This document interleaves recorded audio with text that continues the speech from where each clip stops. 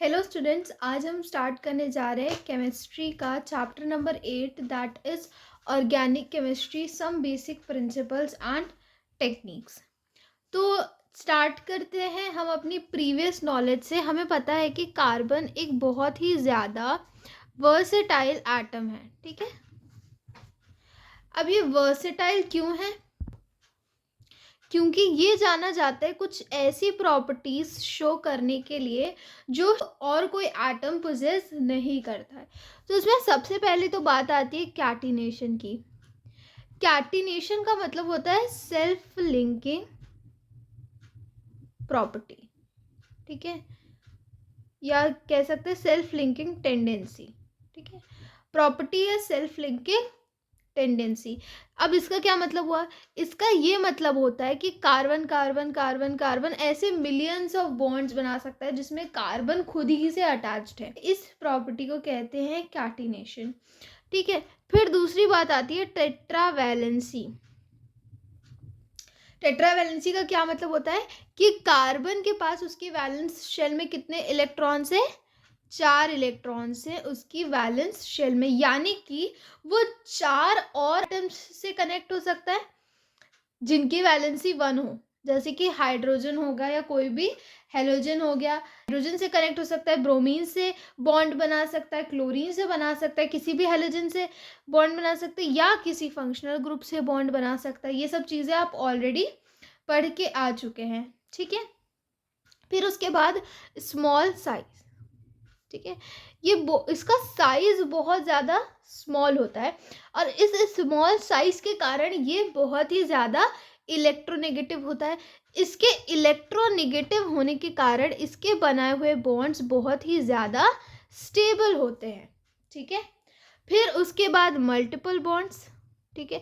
आपको पता है कार्बन एक ऐसा एटम है जो मल्टीपल बॉन्ड्स बना सकता है, जिन्हें हम क्या कहते हैं? एल्केन्स, एल्कीन्स और एल्काइंस, ठीक है। ये सब आप ऑलरेडी पढ़ के आ रहे हैं 10th में, ठीक है। अब इन्हीं प्रॉपर्टीज के कारण कार्बन जो है, कार्बन बहुत से बॉन्ड्स बना सकता है, मल्टीपल बॉन्ड्स बना सकता है, ठीक है। किस किस के साथ बना सकता है? हाइड्रोजन के साथ, ऑक्सीजन के साथ, नाइट्रोजन के साथ, फॉस्फोरस के साथ, किसी भी हेलोजन के साथ बना सकता है, ठीक है। और इसी के अंडर जो मतलब जो कार्बन जो बॉन्ड्स बनाता है वो उन्हीं को हम स्टडी करते हैं ऑर्गेनिक केमिस्ट्री के अंदर में, ठीक है। तो बस यही है ऑर्गेनिक केमिस्ट्री, इन्हीं सब के बारे में हम पढ़ेंगे and that will form our organic chemistry, ठीक है। अब इंट्रोडक्शन से स्टार्ट करते हैं आपकी बुक के हिसाब से। तो पहले के समय में क्या माना जाता था? सबसे पहले एक वाइटल फोर्स थ्योरी, एक वाइटल फोर्स थ्योरी थी। अब ये वाइटल फोर्स थ्योरी क्या कहती थी? अकॉर्डिंग टू इट किसी भी ऑर्गेनिक कंपाउंड को बनाने के लिए एक वाइटल फोर्स चाहिए होता है। सो organic compounds can not be formed in laboratory, मतलब हम लैब्स में ऑर्गेनिक कंपाउंड्स को नहीं बना सकते हैं, ठीक है। यानी कि ऑर्गेनिक चीज़ क्या होती है? जो हमें नेचर से मिल रही है, वो कॉम्प्लेक्स मॉलिक्यूल्स होते हैं और वो हम लैब्स में नहीं बना सकते क्योंकि उसके लिए हमें एक वाइटल फोर्स की ज़रूरत होती है। केमिस्ट आए जिनका नाम था बर्जेलियस, तो उन्होंने ये दिया था, बर्जेलियस ने दिया था ये थ्योरी कि आप किसी भी ऑर्गेनिक कंपाउंड को बनाने के लिए वाइटल फोर्स की ज़रूरत होती है। फिर आए 1828 में एफ वूलर। अब एफ वूलर ने क्या किया? इनके बारे में क्लास 10th की एनसीईआरटी में छोटा सा बॉक्स दिया हुआ था येलो कलर का, उसमें ये दिया है कि ये एक पहले ऐसे केमिस्ट थे जिन्होंने यूरिया बनाया through ammonium cyanate. Ammonium cyanate is not an organic compound, ये एक इनऑर्गेनिक कंपाउंड है। तो उन्होंने अमोनियम साइनेट से क्या बनाया? यूरिया बनाया, ठीक है। अमोनियम साइनेट का फॉर्मूला होता है NH4 CNO, और उन्होंने इसकी हेल्प से यूरिया बनाया NH2CO NH2। ठीक है, तो इसके बाद फिर कोल्बे आए, उन्होंने एसिटिक एसिड बनाया। फिर बर्थलॉट आए, उन्होंने 1856 में मीथेन बनाया। तो अब इसके कारण वाइटल फोर्स थ्योरी क्या हो गई, नेग्लेक्ट हो गई, और हमें ये पता चला कि ऑर्गेनिक कंपाउंड्स को बनाने के लिए कोई भी वाइटल फोर्स की ज़रूरत नहीं पड़ती है, हम उसे लैब्स में भी सिंथेसाइज कर सकते हैं। ठीक है, चलिए नेक्स्ट हेडिंग है हमारी शेप्स ऑफ ऑर्गेनिक कंपाउंड्स। तो अब देखिए 3 टाइप के आपने ब्रॉडली पढ़े हैं जो बॉन्ड्स बनते हैं, एल्केन्स, एल्कीन्स और एल्काइंस। ठीक है, ये आपने पढ़े हैं कि ये 3 टाइप के बॉन्ड्स होते हैं। अगर मैं आपसे कहूँ कि आप एल्केन का कोई एग्जांपल दीजिए तो CH4 हो गया, मीथेन। एल्कीन का फर्स्ट मेंबर C2H4। ठीक है, और एल्काइन का first member ethyne, that is C2H2। ठीक है, अगर मैं आपसे कहूँ कि एल्केन्स में हाइब्रिडाइजेशन क्या होगा तो आप बोलेंगे sp3, एल्कीन्स में क्या होगा sp2, और एल्काइंस में क्या होगा sp। या आप केमिकल बॉन्डिंग में ऑलरेडी पढ़ के आ रहे हैं कि इनमें ये हाइब्रिडाइजेशन होती है। ठीक है, अब sp3 के अकॉर्डिंग, sp3 हाइब्रिडाइजेशन के अकॉर्डिंग एल्केन्स का शेप क्या होगा, टेट्राहेड्रल। ठीक है, इनका शेप क्या होगा, टेट्राहेड्रल। sp2 के अकॉर्डिंग इनका शेप क्या होगा, trigonal planar, right, trigonal planar. और sp का शेप कैसा होता है, लीनियर होता है। ठीक है, ये सब आपको ऑलरेडी पता है। ठीक है, अब इस sp3, sp2 और sp, इस हाइब्रिडाइजेशन को यूज करके हम इनका कैरेक्टर बता सकते हैं। कैसे बता सकते हैं ये देखिए, सबसे पहले बात करते हैं एल्केन्स की। ठीक है, एल्केन्स हाइब्रिडाइजेशन कितना है, sp3 है। अब आपको ये बात हमेशा ध्यान रखनी है कि कोई भी कंपाउंड होता है तो अब देखिए sp2 ऑर्बिटल से, अच्छा आपको ये भी दिमाग में आ रहा होगा कि हम सिर्फ sp की ही क्यों बात कर रहे हैं। तो आपको पता है कि ये 14 ग्रुप का मेंबर है, कार्बन 14 ग्रुप का मेंबर है, तो इसमें कितने ऑर्बिटल्स प्रेजेंट होंगे, ये देखिए इसकी electronic configuration, 1s2, 2s2, 2p2, यही हुई इसकी इलेक्ट्रॉनिक कन्फिग्रेशन। तो इसमें s और p ऑर्बिटल के अलावा कोई ऑर्बिटल आ ही नहीं रहा है। तो इसका मतलब कि हम अपने जो इसमें डिस्कस करेंगे जिन ऑर्बिटल्स के बारे में वो यही होंगे। ठीक है, कार्बन का इलेक्ट्रॉनिक नंबर कितना होता है, 6 होता है ना, तो 1s2, 2s2, 2p2। ठीक, अब इसमें सिर्फ 2 ऑर्बिटल्स आ रहे हैं, s और p। ठीक है, तो इसलिए, और आपको पता है हाइब्रिडाइजेशन सिर्फ सिमिलर एनर्जी वाले ऑर्बिटल्स का होता है, तो हम इसे कंसीडर नहीं करते, इन्हीं 2 ऑर्बिटल्स के बारे में हम कहते हैं। ठीक है, इतना क्लियर हो गया। हाँ, अगेन sp3। ठीक है, एल्केन्स का हाइब्रिडाइजेशन कितना होता है, sp3 होता है। अब sp3, sp2, sp, ये इनके हाइब्रिडाइजेशन होते हैं। अब 2 प्रॉपर्टीज हमें जो पढ़नी है यहाँ पे, एक बॉन्ड लेंथ और एक इलेक्ट्रोनेगेटिविटी।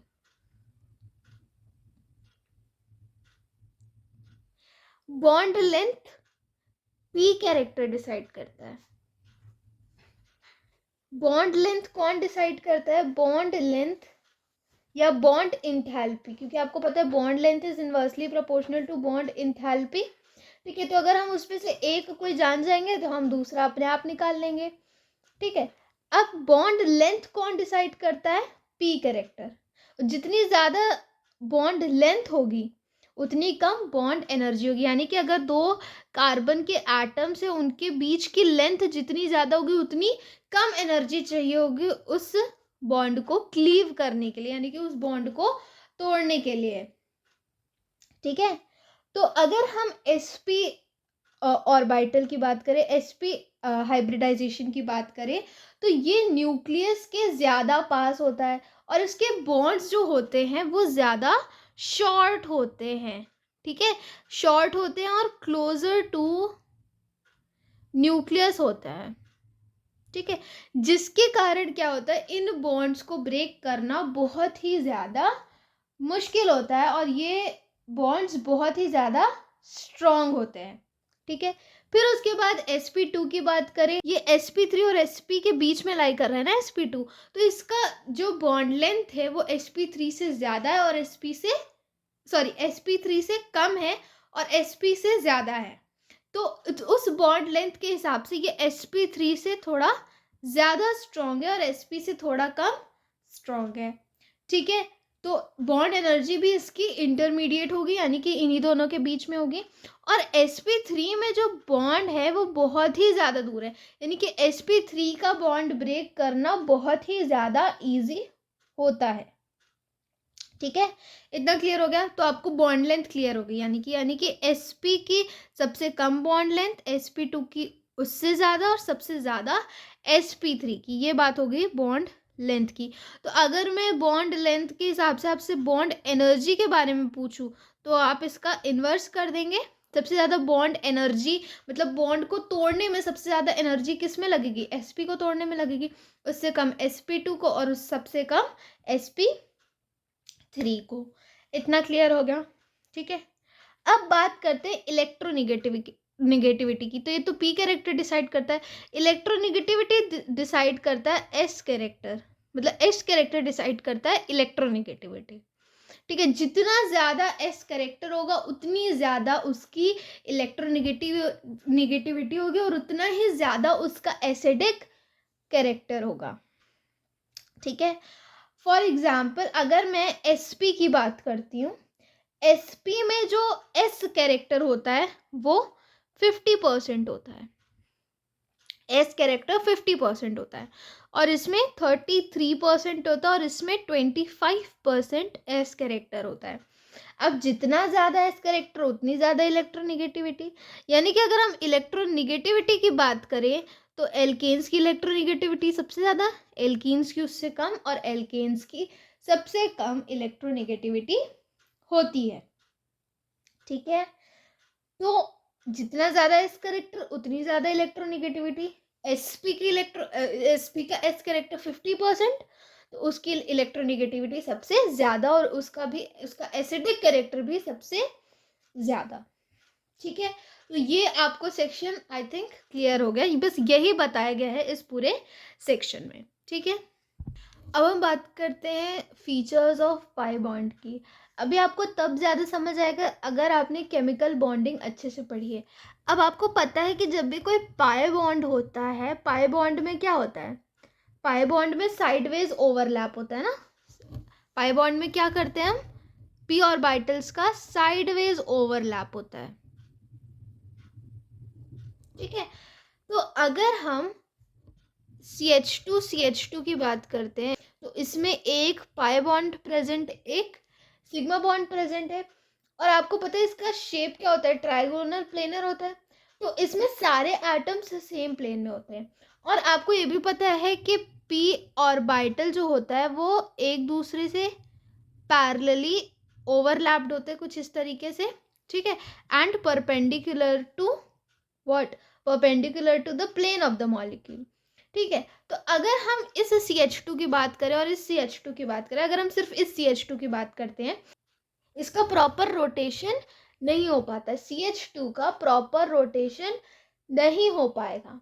ठीक है, तो अगर आपको पता है कि जब भी कार्बन कार्बन डबल बॉन्ड होता है, तो यानी कि जब भी पाई बॉन्ड होता है तो उसमें एक पार्ट होता है, जैसे कि यहाँ पे CH2 की बात करें तो इसमें इलेक्ट्रॉन क्लाउड जो है, अगर हम इंटरन्यूक्लियर एक्सिस की बात करें तो आधा इलेक्ट्रॉन क्लाउड इधर होता है और आधा इलेक्ट्रॉन क्लाउड इधर होता है।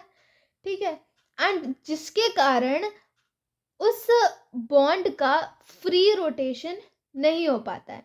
ठीक है, और इसके कारण कोई भी अटैकिंग रिएजेंट, जैसे कि आपने पढ़ा इलेक्ट्रोफाइल्स होते हैं, न्यूक्लियोफाइल्स होते हैं, तो किसी भी इलेक्ट्रोफाइल का या कोई भी अटैकिंग रिएजेंट उसको एक प्रॉपर स्पेस मिल जाती है ताकि आके वो वहाँ पे इजीली अटैक कर सके।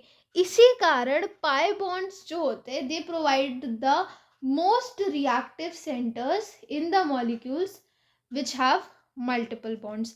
तो मतलब सिग्मा बॉन्ड तो आपको पता है स्ट्रांग होते हैं क्योंकि मैक्सिमम ओवरलैप होता है सिग्मा बॉन्ड में ऑर्बिटल्स का।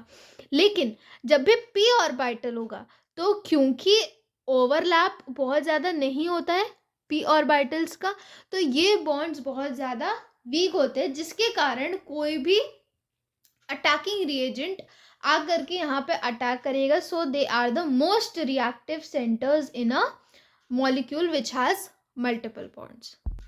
अब नेक्स्ट टॉपिक पे आते हैं structural representation of organic compounds. तो देखिए यहाँ पर 3 टाइप के रिप्रेजेंटेशन होते हैं। एक होता है कंप्लीट, आप कंप्लीट स्ट्रक्चर बनाओ, कंडेंस्ड स्ट्रक्चर बनाओ या बॉन्ड लाइन स्ट्रक्चर बनाओ। ठीक है, तो सबसे पहले कंप्लीट स्ट्रक्चर जो आप हमेशा बनाते आ रहे हो, जैसे कि अगर हम CH4 की बात करें तो आपने इधर कार्बन बना दिया और इसके इधर इधर 4 हाइड्रोजन लगा दिए। ठीक है, C2H2 की बात करते तो कार्बन, इसका ट्रिपल बॉन्ड और यहाँ पे वैलेंसी सेटिस्फाई करने के लिए हाइड्रोजन लगा दिया। ठीक है, तो कंप्लीट स्ट्रक्चर मतलब आप उसके सारे बॉन्ड्स शो कर रहे हैं। ठीक है, along with the lone pair, अगर किसी भी मॉलिक्यूल में लोन पेयर है तो आप उसे भी शो करेंगे। जैसे कि अगर आपकी बुक में जैसे मिथेनॉल का एग्जाम्पल दिया हुआ है, तो अब यहाँ पे ऑक्सीजन के पास लोन पेयर है तो वो भी हमने इसमें ड्रॉ कर दिया। इसमें सारे बॉन्ड्स प्रॉपरली शो होंगे, सारे लोन पेयर्स प्रॉपरली शो होंगे। तो ये हमारा क्या हो गया, कंप्लीट स्ट्रक्चर हो गया। ठीक है, फिर उसके बाद आता है दूसरा structure, that is condensed structure. अब इसमें हम क्या करते हैं, जैसे कि मान लीजिए कि हमारे पास कोई भी मॉलिक्यूल है, CH3 CH2 CH2 CH2 CH3। ठीक है, तो हम इसको कंडेंस करके कैसे लिख सकते हैं, हम इसको कंडेंस करके लिख सकते हैं ऐसे, CH3 CH2 कितनी बार है, 3 टाइम्स है, तो हमने इसको ऐसे लिख दिया। ये होता है कंडेंस्ड स्ट्रक्चर। ठीक है, स्ट्रक्चर क्या, कंडेंस्ड फॉर्मूला हो गया। ठीक, अब इसके बाद आते हैं बॉन्ड लाइन फॉर्मूलाज जो बहुत ही ज़्यादा इंटरेस्टिंग होते हैं। जैसे आपने बेंजीन का ऑलरेडी पढ़ा है, आपने एक 1 2 3 4 5, ये मैंने ज़्यादा बना दिया।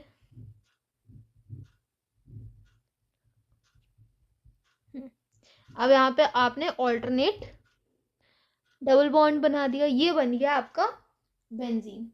ठीक है, साइक्लोप्रोपेन बनाना है, एक ट्रायंगल बना दिया। ये सबसे ज़्यादा इजी होते हैं।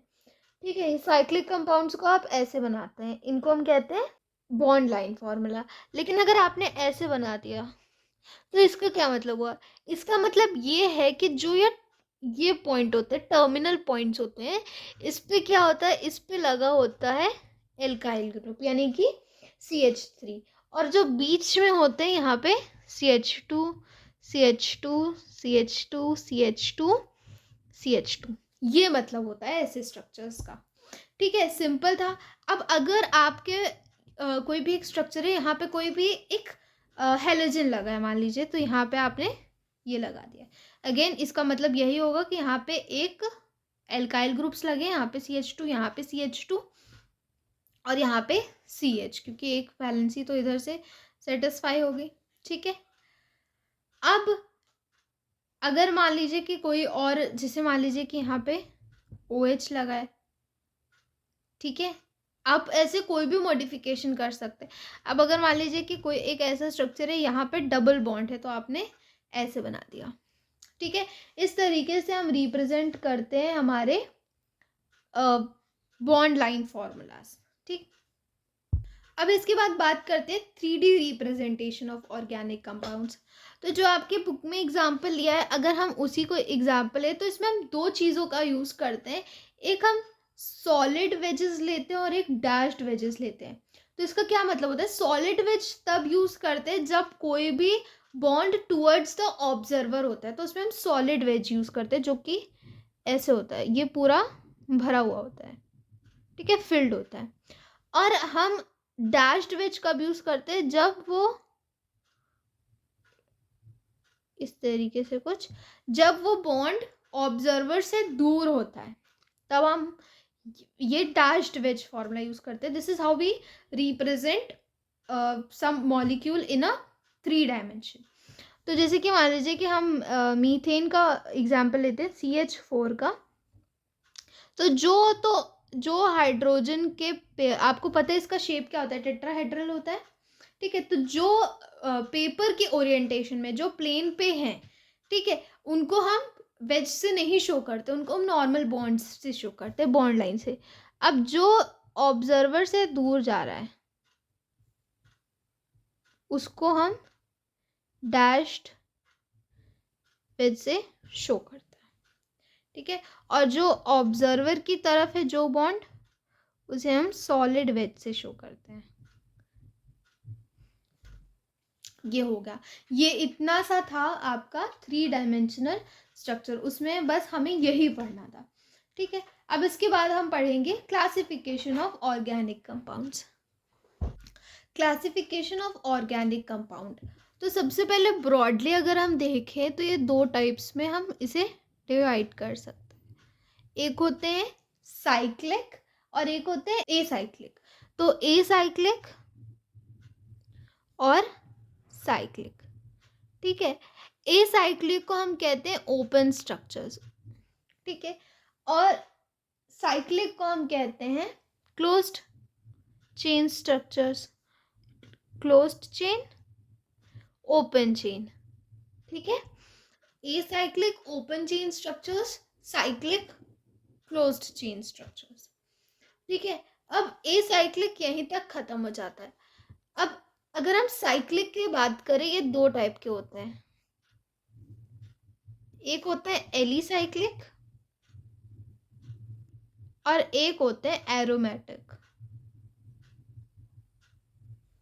ठीक है.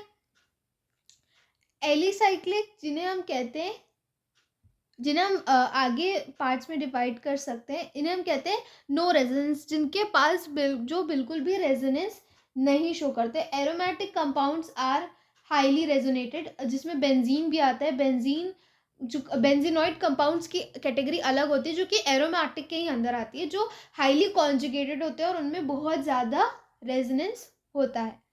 ठीक है. तो एलिसाइक्लिक आगे हम इनको 2 पार्ट्स में क्लासिफाई कर सकते हैं.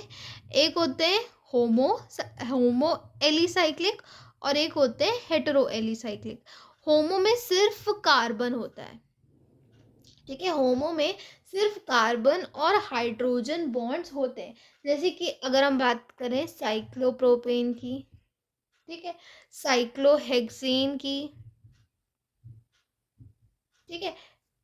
1 2 3 4 5 6. ठीक है. साइक्लोहेक्सेन हो गया. तो ये सब जितने भी ऐसे कंपाउंड्स होते हैं उनके पास सिर्फ और सिर्फ कार्बन और हाइड्रोजन बॉन्डिंग होती है. इन्हें हम कार्बोसाइक्लिक भी कहते हैं. ठीक है. Alicyclic, carbocyclic, that contain carbon atoms in the form of ring. ठीक है. होमो में सिर्फ कार्बन और हाइड्रोजन. हेट्रो में क्या होता है, हेट्रो में कोई एक अलग सा हेलोजन लगा होता है, या कोई हेट्रो एटम जिसे हम कहते हैं वो लगा होता है, या कोई फंक्शनल ग्रुप लगा होता है. अगर आपकी बुक के अकॉर्डिंग जाए तो आपकी बुक में टेट्राहाइड्रोफुरान के बारे में दिया हुआ है, जहाँ पर यहाँ पे एक ऑक्सीजन का एटम लगा हुआ है. ठीक है. तो इन्हें हम क्या कहते हैं, इन्हें हम कहते हैं हेट्रो, जिसमें एक हेट्रो एटम लगा होता है. ठीक है. अब एरोमेटिक में आए. एरोमेटिक में होते हैं एक बेंजीनॉइड होता है जिसमें कि बेंजीन रिंग प्रेजेंट होती है, और नॉन बेंजीनॉइड होते हैं जिनमें बेंजीन रिंग नहीं प्रेजेंट होती है. ठीक है. और इसके अलावा एक और होता है कैटेगरी जिसका नाम है हेटेरोसाइक्लिक एरोमेटिक.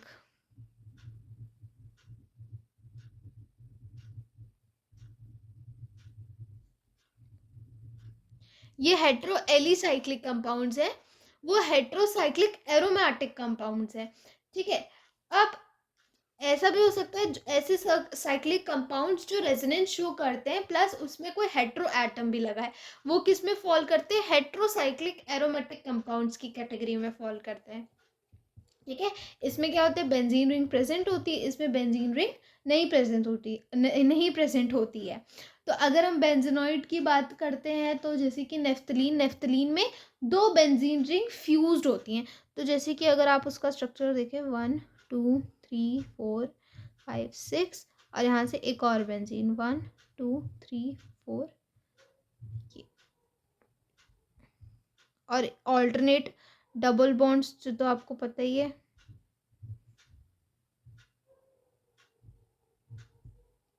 ठीक है, ये होता है नेफ्थलीन का स्ट्रक्चर। डबल बॉन्ड नहीं होता है, ये नेफ्थलीन का स्ट्रक्चर होता है जो कि एक बेंजोनॉइड एरोमेटिक कंपाउंड है।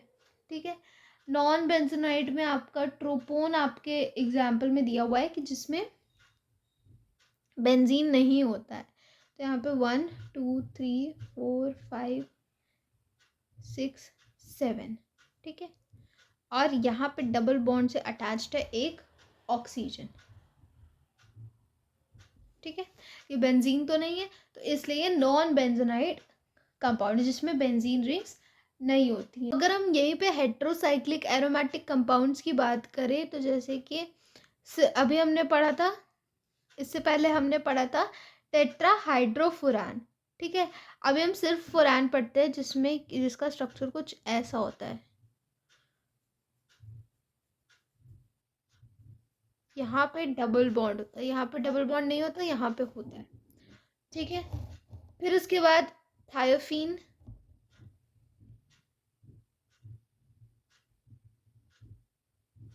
ठीक है, जिसमें यहाँ पे सल्फर लगा होता है। तो ये होते हैं हेट्रोसाइक्लिक एरोमेटिक कंपाउंड्स, जो साइक्लिक कंपाउंड्स होते हैं और उनमें एक हेट्रो एटम लगा होता है, लेकिन वो एरोमेटिक कंपाउंड्स होते हैं, यानी कि उनमें रेजोनेंस होता है। अब यहाँ पे डबल बॉन्ड तो है नहीं, रेजोनेंस के लिए भी कुछ कंडीशंस रिक्वायर्ड होती है, कंजुगेशन के लिए कुछ कंडीशंस रिक्वायर्ड होती है, तभी हम उन्हें कॉन्जुगेटेड स्ट्रक्चर्स कहते हैं जिनमें हम रेजोनेंस शो कर सकते हैं। तो इसके लिए डबल बॉन्ड की रिक्वायरमेंट होती है, ऑल्टरनेट डबल बॉन्ड्स की रिक्वायरमेंट होती है, तभी इनको हम इस कैटेगरी में लिखते हैं, ताकि क्योंकि ये रेजोनेंस शो कर सकते हैं। ठीक है, तो अब हम नेक्स्ट डिस्कस करते हैं फंक्शनल ग्रुप्स के बारे में। Functional group, what are functional group? Functional group कोई एटम या ग्रुप ऑफ एटम होता है जो किसी भी कार्बन चेन में लग करके उसको एक पर्टिकुलर प्रॉपर्टी देता है, एक पर्टिकुलर कैरेक्टरिस्टिक देता है। ठीक है, जैसे कि आपने कौन से फंक्शनल ग्रुप्स ऑलरेडी पढ़ चुके हैं, एल्डिहाइड पढ़ा है, एल्कोहल पढ़ा है, आपने कार्बोक्सिलिक एसिड पढ़ा है। ठीक है, ये सब आप ऑलरेडी इन फंक्शनल ग्रुप्स के बारे में पढ़ चुके हैं ऑलरेडी क्लास 10th में। ठीक है, अब फंक्शनल ग्रुप्स होते क्या हैं? फंक्शनल ग्रुप्स आर एटम्स और इज एन एटम और a group of atoms joined to the carbon chain which is responsible for a characteristic chemical properties of the organic compound, और इन्हीं के कारण एक पूरी होमोलोगस सीरीज बनते हैं। तो जो हमारा नेक्स्ट टॉपिक है दैट इज होमोलोगस सीरीज। अब होमोलोगस सीरीज एक सीरीज ऑफ ऑर्गेनिक कंपाउंड्स होती है जो कि सेम फंक्शनल ग्रुप से बनी होती है। ठीक है, अब जैसे कि फंक्शनल ग्रुप क्या हो सकते हैं, जैसे कि एल्कीन्स भी हो सकते हैं, मतलब एल्केन्स हो सकते हैं, एल्कीन्स हो सकते हैं, एल्काइंस हो सकते हैं, एल्केनोइक एसिड्स हो सकते हैं, अमीन्स हो सकते हैं, हेलो एल्केन्स। हेलो एल्केन्स क्या होते हैं? जिनमें एक पर्टिकुलर हेलोजन लगा होता है, जैसे कि अगर क्लोरीन सिर्फ लगा है, ठीक है, किसी भी ऑर्गेनिक कंपाउंड में सिर्फ क्लोरीन लगा है पूरी सीरीज में, तो हम उसे क्या कहेंगे? हेलो एल्केन्स कहेंगे। उस पूरी होमोलोगस सीरीज को हेलो एल्केन्स कहते हैं। ठीक है, क्योंकि उसमें एक हेलोजन लगा होता है। ये क्या है? एक हेलोजन। ठीक है, फिर उसके बाद एल्केन्स हो सकते हैं जिनमें सिंगल बॉन्ड होता है, एल्कीन्स हो सकते हैं डबल बॉन्ड होता है, एल्काइंस हो सकते हैं जिनमें कि ट्रिपल बॉन्ड होता है। ठीक है, एल्केनोइक एसिड्स हो सकते हैं जिनमें कि इथेनोइक एसिड जो है फंक्शनल ग्रुप लगा होता है।